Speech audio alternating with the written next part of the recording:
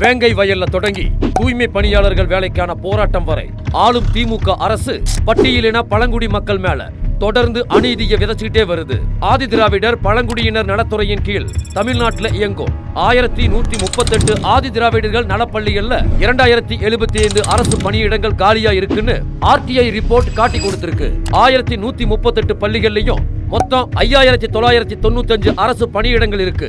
இதுல 360 தலைமை ஆசிரியர்கள், 483 பட்டதாரி ஆசிரியர்கள், 1060 இடைநிலை ஆசிரியர்கள் உட்பட 2075 பணியிடங்கள் நிரப்பாம இருக்கிறது தெரிய வந்திருக்கு. டாக்டர் அம்பேத்கர் போன்ற தலைவர்கள் போராடி வாங்கி கொடுத்த நிதி ஒதுக்கீட்ட ஒழுங்கா அந்த மக்களுக்கு செலவு செய்யாமலும் 12,000 18,000 வரை சம்பளம் கொடுத்து பகுதி நேர தற்காலிக ஆசிரியர்களை பணிக்கு வைக்கிறதுலையும் ஆதி திராவிட நலப்பள்ளிகள் மாணவர்களின் கல்வி தரம் குறைஞ்சதோட மாணவர்கள் சேர்க்கையும் குறைஞ்சிருக்கு.